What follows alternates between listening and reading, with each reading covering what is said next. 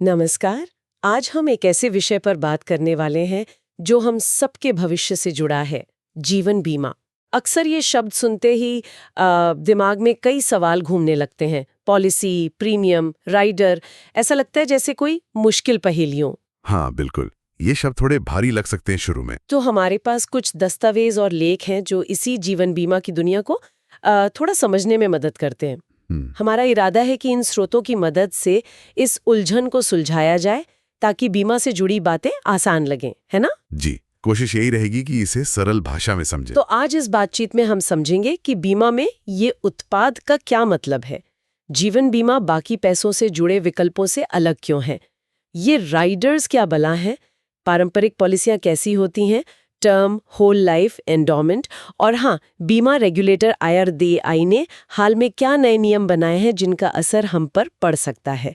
तो चलिए शुरू करते हैं इस जानकारी के सफर को। बिल्कुल। सबसे पहले ये समझते हैं कि जब बीमा कंपनियां उत्पाद या प्रोडक्ट कहती हैं तो उनका मतलब क्या होता है? क्या ये किसी दुकान में मिलने वाले सामान जैसा है? ये एक अच्छा सवाल है क्योंकि यहीं से बीमा की खासियत समझ आती है। देखिए, बाजार में दो तरह की चीजें होती हैं। एक कमोडिटी, जैसे चावल या चीनी, हाँ, आप कहीं से भी खरीदें वो लगभग एक जैसी ही होती है। दूसरी होती है उत्पाद, जिसमें कुछ खास बात होती है जो उसे दूसरों से अलग बनाती है। जैसे अलग अलग कंपनियों की कारें हैं तो सब कार, पर डिजाइन, फीचर, इंजन में फर्क होता है। ठीक है। तो कार एक उत्पाद हुई, लेकिन कार को तो हम देख सकते हैं, चला सकते हैं। बीमा का क्या? ये तो दिखता नहीं। हाँ, यहीं पर एक और फर्क आता है मूर्त यानी टैंजिबल और अमूर्त यानी इनटैंजिबल उत्पाद का। कार, टीवी, फोन, ये सब मूर्त हैं जिन्हें छू सकते हैं, लेकिन जीवन बीमा एक अमूर्त उत्पाद है। अमूर्त मतलब ये एक वादा है, एक भरोसा है कि भविष्य में जरूरत पड़ने पर आर्थिक मदद मिलेगी। आप इसे खरीद तो लेते हैं, पर हाथ में कोई भौतिक वस्तु नहीं आती। अच्छा, तो क्योंकि ये दिखता नहीं, महसूस नहीं होता, इसीलिए इसे समझना ज्यादा जरूरी हो जाता है। शायद इसीलिए एजेंट्स की जरूरत पड़ती है। बिल्कुल, क्योंकि आप बीमा को टेस्ट ड्राइव नहीं कर सकते, इसलिए एक सलाहकार या एजेंट की भूमिका अहम हो जाती है। उनका काम सिर्फ पॉलिसी बेचना नहीं, बल्कि ये समझाना है कि ये अदृश्य वादा असल में कैसे काम करता है, इसके क्या फायदे हैं और ये किसी व्यक्ति की खास जरूरतों को, जैसे परिवार की सुरक्षा या बच्चों की पढ़ाई के लक्ष्य को, कैसे पूरा कर सकता है। ये भरोसे का सौदा है, आप कह सकते हैं। भरोसे की बात हुई तो कई बार पॉलिसी के साथ कुछ और चीजें जोड़ने की बात होती है, राइडर्स। ये सुनने में थोड़ा भारी शब्द लगता है। ये क्या होते हैं और क्यों किसी को इनके लिए अलग से पैसे देने चाहिए? देखिए, राइडर को आप बीमा पॉलिसी का एड ऑन समझ सकते हैं। बहुत सिंपल, राइडर्स भी बिल्कुल वैसे ही हैं बीमा में। अच्छा, यानी राइडर्स आपकी मूल बीमा पॉलिसी को और बेहतर या ज्यादा सुरक्षा देने वाली बनाते हैं। हाँ बिल्कुल, ये आपकी मूल पॉलिसी के कवर को आपकी खास जरूरतों के हिसाब से मजबूत करते हैं। मान लीजिए किसी को डर है कि अगर कोई दुर्घटना हो गई और काम करने लायक नहीं रहे तो क्या होगा। हाँ, ये तो बड़ा डर होता है। तो इसके लिए विकलांगता कवर राइडर होता है। अगर दुर्घटना में मृत्यु का जोखिम ज्यादा लगता है तो दुर्घटना मृत्यु लाभ, एक्सीडेंटल डेथ बेनिफिट राइडर, मूल मृत्यु लाभ के ऊपर अतिरिक्त पैसा देता है। और आजकल गंभीर बीमारियों का खतरा भी बढ़ रहा है, हार्ट अटैक, कैंसर। सही कहा, उसके लिए गंभीर बीमारी कवर राइडर होता है। अगर पॉलिसी धारक को लिस्ट में दी गई कोई गंभीर बीमारी होती है तो एकमुश्त रकम मिल जाती है जो इलाज के भारी खर्च में काम आ सकती है। तो ये राइडर्स आपकी सुरक्षा छतरी को आपकी जरूरतों के मुताबिक बड़ा और मजबूत बनाते हैं। इनके लिए थोड़ा अतिरिक्त प्रीमियम देना होता है, लेकिन ये जरूरत के समय बहुत काम आ सकते हैं। ये तो बड़े काम की चीज लग रही है। तो ये राइडर्स किसी भी तरह की पॉलिसी के साथ जुड़ सकते हैं, जैसे कि वो पारंपरिक प्लान्स जिनका जिक्र अक्सर होता है, टर्म, होल लाइफ, एंडाउमेंट। हाँ, आमतौर पर राइडर्स इन पारंपरिक योजनाओं के साथ जोड़े जा सकते हैं। अब जब आपने पारंपरिक योजनाओं का जिक्र किया ही है तो चलिए जरा इनको करीब से देखते हैं। ये बीमा के सबसे पुराने और बुनियादी रूप हैं। इनमें सबसे ज्यादा सुनने में आता है टर्म इंश्योरेंस। कहते हैं ये सबसे सीधा और सस्ता होता है। हाँ, टर्म इंश्योरेंस सबसे सरल प्रकार है। जैसा नाम से पता चलता है, ये एक निश्चित टर्म यानी अवधि के लिए होता है। मान लीजिए 15, 20, 25 या 30 साल। अगर इस अवधि के दौरान बीमाधारक की मृत्यु हो जाती है तो नॉमिनी को पहले से तय की गई एक मुश्त रकम, जिसे सम एश्योर्ड कहते हैं, वो मिल जाती है। और अगर अवधि पूरी होने तक कुछ नहीं हुआ तो मतलब व्यक्ति जीवित है तो सामान्य टर्म प्लान में कुछ नहीं मिलता, कोई मैच्योरिटी बेनिफिट नहीं होता। कुछ भी नहीं? जी नहीं, ये प्लान सिर्फ और सिर्फ मृत्यु के जोखिम से सुरक्षा देता है। इसका मुख्य मकसद होता है आय का प्रतिस्थापन यानी इनकम रिप्लेसमेंट।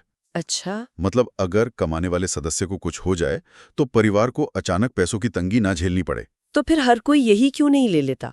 अगर ये सस्ता है और सुरक्षा दे रहा है, इसमें कोई कमी है क्या या कोई कैच? ये बहुत अच्छा सवाल है। कमी नहीं, बल्कि इसकी प्रकृति ऐसी है कि ये बचत या निवेश का साधन नहीं है। आप जो प्रीमियम देते हैं वो पूरी तरह से रिस्क कवर करने के लिए इस्तेमाल होता है। मतलब कोई कैश वैल्यू नहीं बनती? नहीं, इसमें कोई कैश वैल्यू जमा नहीं होती, इसीलिए इसका प्रीमियम कम होता है। आप कम पैसे में ज्यादा बड़ा कवर ले सकते हैं। ये उन लोगों के लिए बेहतरीन है जिनका मुख्य उद्देश्य कम बजट में अपने परिवार के लिए अधिकतम आर्थिक सुरक्षा सुनिश्चित करना है। अच्छा, तो कम प्रीमियम में ज्यादा कवर इसकी सबसे बड़ी खूबी है। क्या इसमें भी कुछ प्रकार होते हैं, अलग अलग तरह के टर्म प्लान? हाँ, जरूरत के हिसाब से इसके कुछ रूप विकसित हुए हैं। एक है घटती अवधि बीमा, डिक्रीजिंग टर्म एश्योरेंस। घटती अवधि मतलब कवर कम होता जाता है? हाँ, इसमें समय के साथ बीमा कवर कम होता जाता है। सोचिए किसी ने होम लोन लिया है। हाँ। इससे प्रीमियम भी कम रहता है। अरे वाह, ये तो काफी प्रैक्टिकल लग रहा है लोन लेने वालों के लिए। और कोई प्रकार? एक इसका उल्टा भी है, बढ़ती अवधि बीमा, इंक्रीजिंग टर्म एश्योरेंस। इसमें समय के साथ कवर बढ़ता है, शायद महंगाई के असर को कम करने या बढ़ती जिम्मेदारियों को ध्यान में रखते हुए। और एक और प्रकार जो काफी लोकप्रिय हो रहा है वो है प्रीमियम वापसी वाला टर्म बीमा, term insurance with return of premiums, TROP। Premium वापसी मतलब जो प्रीमियम भरा वो वापस? हाँ, इसमें अगर पॉलिसी धारक अवधि पूरी होने तक जीवित रहता है तो उसने जितने प्रीमियम भरे थे वो टैक्स वगैरह काटकर वापस मिल जाते हैं। अरे वाह, मतलब सुरक्षा भी और पैसे भी वापस। लेकिन इसमें जरूर कोई पेच होगा, प्रीमियम ज्यादा होगा शायद। बिल्कुल सही पकड़ा। पेच बस इतना है कि इसका प्रीमियम सामान्य टर्म प्लान से काफी ज्यादा होता है। अच्छा। क्योंकि कंपनी को पैसे वापस करने की जिम्मेदारी भी लेनी होती है। तो आपको तय करना है कि क्या आप सिर्फ शुद्ध सुरक्षा चाहते हैं कम प्रीमियम पर, या प्रीमियम वापसी की गारंटी के लिए ज्यादा कीमत चुकाने को तैयार हैं। समझ गई। तो टर्म प्लान एक निश्चित अवधि के लिए है। अगर किसी को जीवन भर का कवर चाहिए तो कोई ऐसा भी विकल्प है? बिल्कुल है। उसके लिए है whole life insurance. Whole life, जैसा नाम वैसा काम। हाँ, ये पॉलिसी बीमा धारक के पूरे जीवन के लिए कवरेज देती है। मृत्यु जब भी हो, नॉमिनी को तय रकम मिलती है। क्योंकि इसमें मृत्यु लाभ मिलना निश्चित है ना कभी तो मृत्यु होगी ही। हाँ, ये तो है। और कवर जीवन भर चलता है। इसका प्रीमियम टर्म प्लान से स्वाभाविक रूप से बहुत ज्यादा होता है। ये उन लोगों के लिए उपयुक्त हो सकता है जो अपने पीछे एक तयशुदा विरासत छोड़ना चाहते हैं या जिनकी कोई खास जरूरत हो। तो एक तरफ सिर्फ सुरक्षा टर्म, दूसरी तरफ जीवन भर की सुरक्षा लेकिन ज्यादा प्रीमियम पर होल लाइफ। क्या कोई बीच का रास्ता भी है जिसमें सुरक्षा के साथ कुछ बचत या वापसी भी हो? बिल्कुल, और वही पारंपरिक बीमा का सबसे लोकप्रिय रूप रहा है, एंडोमेंट एश्योरेंस। एंडोमेंट? हाँ, एंडोमेंट ये सुरक्षा और बचत का मिलाजुला रूप है। इसमें टर्म प्लान की तरह एक निश्चित अवधि होती है, जैसे 15, 20, 25 साल। अगर इस दौरान मृत्यु हो जाती है तो नॉमिनी को मृत्यु लाभ मिलता है। लेकिन अगर बीमा धारक अवधि पूरी होने तक जीवित रहता है तो उसे खुद एक मुश्त रकम मिलती है, जिसे मैच्योरिटी बेनिफिट या सर्वाइवल बेनिफिट कहते हैं। ओ, यानी इसमें दोनों स्थितियों में पैसा मिलता है, मृत्यु पर भी और जीवित रहने पर भी। हाँ, इसलिए ज्यादा लोकप्रिय रहा है, खासकर उन लोगों में जो बचत के साथ सुरक्षा भी चाहते हैं। इसका प्रीमियम टर्म प्लान से ज्यादा पर होल लाइफ से कम हो सकता है। ये अवधि और उम्र पर निर्भर करता है। अच्छा। इसी एंडोमेंट का एक खास रूप है money back plan. Money back मतलब पैसा वापस मिलता है? कब और कैसे? एंडोमेंट से अलग कैसे है ये? ये एक तरह का एंडोमेंट प्लान ही है, लेकिन इसमें पूरी रकम मैच्योरिटी पर एक साथ मिलने के बजाय पॉलिसी अवधि के दौरान नियमित अंतराल पर। अच्छा, बीच बीच में। हाँ, जैसे हर 4-5 साल में बीमा राशि का कुछ हिस्सा वापस मिलता रहता है और बची हुई रकम मैच्योरिटी पर मिलती है। और मृत्यु होने पर पूरा बीमा कवर तो मिलता ही है, चाहे पहले कितना भी पैसा वापस मिल चुका हो। हाँ, ये दिलचस्प है। ये उन लोगों के लिए अच्छा है जिन्हें भविष्य में नियमित अंतराल पर पैसों की जरूरत पड़ती है, जैसे बच्चों की स्कूल या कॉलेज की फीस भरने के लिए। हाँ, ये तो बहुत उपयोगी हो सकता है। ये पारंपरिक प्लान सुनने में काफी सीधे लगते हैं, लेकिन मैंने विद प्रॉफिट और विदाउट प्रॉफिट जैसे शब्द भी सुने। इनका क्या मतलब है? ये बोनस वगैरह क्या होता है? अच्छा मुद्दा उठाया आपने। एंडोमेंट और होल लाइफ जैसी योजनाएं जिनमें बचत का तत्व होता है, वे दो तरह की हो सकती हैं, लाभ रहित यानी नॉन पार, और लाभ सहित यानी पार विद प्रॉफिट। नॉन पार और पार, ठीक है। लाभ रहित यानी नॉन पार योजनाएं सीधी सादी हैं। पॉलिसी खरीदते समय ही आपको बता दिया जाता है कि मृत्यु पर कितना मिलेगा और मैच्योरिटी पर कितना मिलेगा। ये रकम गारंटीड होती है। मतलब फिक्स्ड। हाँ, फिक्स्ड। आपको बस वही मिलता है, कंपनी के मुनाफे से कोई लेना देना नहीं। और लाभ सहित यानी पार में, उसमें मुनाफे का हिस्सा मिलता है क्या? हाँ, लाभ सहित यानी पार्टिसिपेटिंग योजनाओं में पॉलिसी धारक बीमा कंपनी के मुनाफे में हिस्सेदार बनता है। कंपनी अपने निवेशों से जो लाभ कमाती है उसका एक हिस्सा इन पॉलिसी धारकों के साथ बोनस के रूप में बांटती है। बोनस। हाँ, ये बोनस आमतौर पर हर साल घोषित होता है और आपकी पॉलिसी की मूल रकम में जुड़ता जाता है। इसे रिवर्शनरी बोनस कहते हैं। फिर मृत्यु या मैच्योरिटी पर आपको मूल रकम के साथ ये जमा हुआ बोनस भी मिलता है। तो इसमें ज्यादा मिलने की संभावना है लेकिन गारंटी नहीं, मतलब बोनस मिलेगा ये पक्का नहीं। बिल्कुल। नॉन पार में गारंटी है पर सीमित लाभ। पार में ज्यादा लाभ की संभावना है जो कंपनी के प्रदर्शन पर निर्भर करती है। लेकिन हाँ, एक बार बोनस घोषित हो जाए तो वो गारंटेड हो जाता है और पॉलिसी वैल्यू में जुड़ जाता है। भारत में आमतौर पर यही रिवर्शनली बोनस वाला तरीका चलता है। समझ गई। ये सब काफी जानकारी हो गई, लेकिन क्या ये नियम हमेशा ऐसे ही रहते हैं या बदलते भी हैं? मैंने सुना है बीमा रेगुलेटर IRDAI ने कुछ नए दिशा निर्देश जारी किए हैं हाल ही में। हाँ, ये बहुत जरूरी बात है। बीमा नियामक और विकास प्राधिकरण यानी IRDAI समय समय पर नियम बदलता रहता है ताकि पॉलिसी धारकों के हित सुरक्षित रहें और चीजों में पारदर्शिता आए।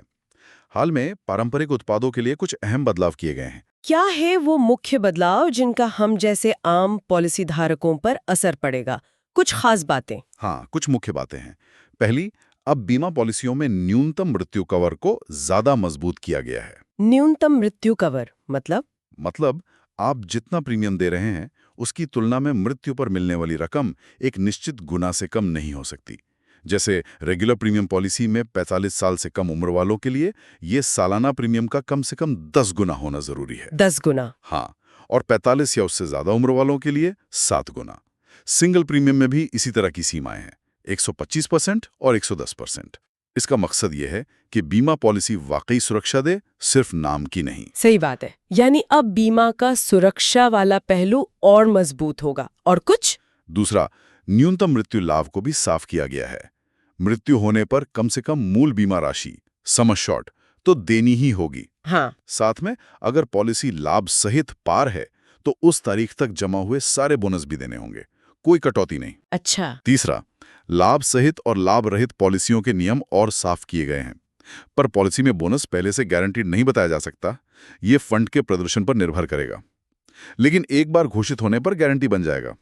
नॉन पार में रिटर्न शुरू में ही साफ बताने होंगे। तो कुल मिलाकर ये बदलाव ग्राहक के लिए अच्छे हैं। ज्यादा पारदर्शिता, ज्यादा सुरक्षा। हाँ, इन बदलावों का लक्ष्य यही है कि पॉलिसी धारक को बेहतर सुरक्षा मिले और उन्हें साफ पता हो कि वे क्या खरीद रहे हैं और उनसे क्या उम्मीद कर सकते हैं। ये पॉलिसी को ज्यादा ग्राहक हितैषी बनाने की कोशिश है। ये सारी बातें, अलग अलग प्लान, राइडर्स, नए नियम सुनने के बाद ऐसा लगता है कि सही चुनाव करना कितना जरूरी है। शायद हर किसी के लिए एक ही प्लान सही नहीं हो सकता है ना? आप बिल्कुल सही कह रही हैं। इसे वास्तविक जीवन के उदाहरणों से जोड़कर देखें तो बात और साफ होती है। मान लीजिए एक 30 साल का व्यक्ति है जिसने अभी होम लोन लिया है। उसकी सबसे बड़ी चिंता है कि अगर उसे कुछ हो गया तो लोन का बोझ परिवार पर आ जाएगा। हाँ, ये तो होता ही है। उसके लिए शायद कम प्रीमियम वाला घटती अवधि का टर्म प्लान सबसे सही होगा। जैसे जैसे लोन घटेगा, कवर भी घटेगा। और अगर कोई अपने 5 साल के बच्चे की 15 साल बाद होने वाली कॉलेज की पढ़ाई के लिए पैसा जोड़ना चाहता है और साथ में सुरक्षा भी, उसके लिए शायद एक एंडोमेंट प्लान या मनी बैक प्लान ज्यादा उपयुक्त हो सकता है। मनी बैक प्लान से उसे बीच बीच में कुछ पैसा भी मिलता रहेगा जो शायद स्कूल की फीस वगैरह में काम आ जाए। और मान लीजिए किसी के परिवार में कोई मेडिकल हिस्ट्री है, जैसे दिल की बीमारी। हाँ, तो वो अपनी पॉलिसी के साथ क्रिटिकल इलनेस राइडर जोड़कर अतिरिक्त सुरक्षा ले सकता है। हर जरूरत के लिए अलग संयोजन बन सकता है। ये तो सच है। तो इस पूरी बातचीत से क्या मुख्य बातें निकल कर आती हैं, अगर हमें संक्षेप में बताना हो? मेरे ख्याल से 4 मुख्य बातें हैं। पहली, जीवन बीमा वन साइज फिट्स ऑल नहीं है। आपकी उम्र, आय, जिम्मेदारियां, लक्ष्य और जोखिम लेने की क्षमता के हिसाब से सही प्लान चुनना चाहिए। बिल्कुल। दूसरी, पारंपरिक योजनाओं जैसे टर्म, होल लाइफ, एंडोमेंट के फर्क को समझना जरूरी है ताकि आप अपनी जरूरत के हिसाब से चुनाव कर सके। हाँ, ये जानना बहुत जरूरी है। तीसरी, राइडर्स आपके पॉलिसी को कस्टमाइज करने और खास जोखिमों से बचाने का बेहतरीन जरिया है। इन्हें नजरअंदाज ना करें, अपनी जरूरत के हिसाब से चुनें। और चौथी, IRDAI जैसे नियामकों के दिशा निर्देशों पर नजर रखना जरूरी है, क्योंकि ये आपके अधिकारों और लाभों को सीधे प्रभावित करते हैं। बिल्कुल।